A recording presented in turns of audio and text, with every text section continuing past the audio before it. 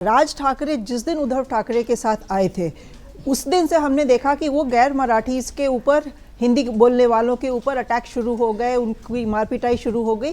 तो एक वो भय का माहौल तो वहाँ पे आ ही गया था। जो मुंबई लिटरली एक कॉस्मोपॉलिटन सिटी है, वहाँ सिर्फ मराठास नहीं रहते हैं, महाराष्ट्र के बाहर के लोग भी आके, उत्तर भारत से, दक्षिण भारत से, सब जगह से लोग वहाँ जाके बसे हुए हैं। तो जो एक राज ठाकरे की जो बिल्कुल ओल्ड स्टाइल जो मराठी मानुस वाली जब पॉलिटिक्स लोगों ने देखी सड़कों पे, तो थोड़ा सा वो अलर्ट हो गए और इस वजह से उन्होंने थोड़ा अपनी दूरी जो नॉन मराठीज हैं उन्होंने बनानी शुरू कर दी उद्धव ठाकरे की पार्टी से।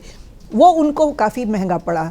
उद्धव ठाकरे बिल्कुल सफाया हो गया हो ऐसा नहीं है, लेकिन राज ठाकरे की वजह से उनके परफॉर्मेंस में एक नुकसान तो जरूर हुआ है, क्योंकि अब वो राज ठाकरे ब्रांड पॉलिटिक्स बॉम्बे में चलेगी नहीं, मुंबई में चलेगी नहीं, वो कोई भी पार्टी बर्दाश्त नहीं करेगी। बीजेपी ने उसका भरपूर फायदा उठाया।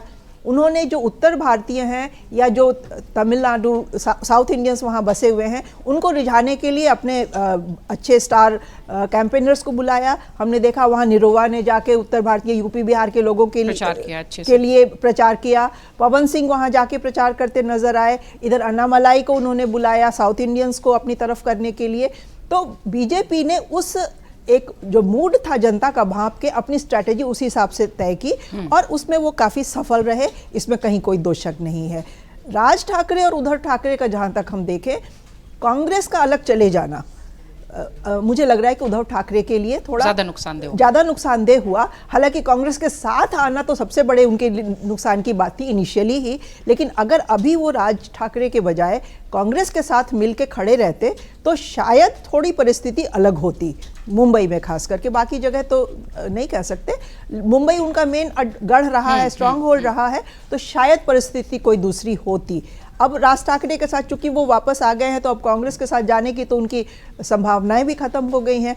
तो अब उद्धव ठाकरे को कौन सी राह चुननी है ये पता नहीं, वो क्या डिसाइड करेंगे। लेकिन फिलहाल के लिए ठाकरे लिगेसी जो है वो हम देख रहे हैं कि काफ़ी बैकग्राउंड में चली गई है, मतलब बिल्कुल ख़त्म हो गई है हम ऐसा नहीं कहेंगे, क्योंकि सीटें तो उद्धव की आई हैं अच्छी खासी मुंबई में, बिल्कुल ख़त्म हो गई है नहीं, लेकिन हाँ बैकग्राउंड में तो चली गई है। और अब सिर्फ जलवा सिर्फ एक पार्टी का है, वो दिख रहा है बीजेपी का। शरद पवार की पॉलिटिक्स भी हमने देखा, उनके अपने ही जो स्ट्रांग होल्ड्स हैं, पुणे हो गया, चिंचवाड़ पिंपरी हो गया, इन सब जगह बिल्कुल ही वो शून्य पे 2-3 सीटें जीत रहे हैं, तो वो खत्म होती दिखाई दे रही है। बीजेपी ने हर जगह अच्छा प्रदर्शन किया है और शिंदे की परफॉर्मेंस भी। अब बीजेपी और शिंदे का एक जो उनके पास असली शिवसेना का चुनाव चिन्ह भी है, तो कहीं ऐसा ना हो कि जो शिवसेना का वोट बैंक है वो लॉक स्टॉक एंड बैरल अब शिंदे के पास आ जाए। राज ठाकरे उसके लिए बस पूरे स्टेट में एटलीस्ट वो मुंह ताकते रह जाएं, मुझे ऐसा लग रहा है कि होने वाला है। क्योंकि अब अजीत पवार की अलायंस में पोजीशन कमजोर हो गई है, वो शरद पवार के साथ चले गए तो उसका तो बदला बीजेपी आज नहीं तो कल उनसे लेने ही वाली है। उनके जगह पे अब शिंदे नंबर 2 उनके अलायंस पार्टनर हो गए हैं। और बीजेपी और शिवसेना बहुत सबसे पहला जो अलायंस किसी भी पॉलिटिकल पार्टीज में हुआ था इन दोनों का हुआ था।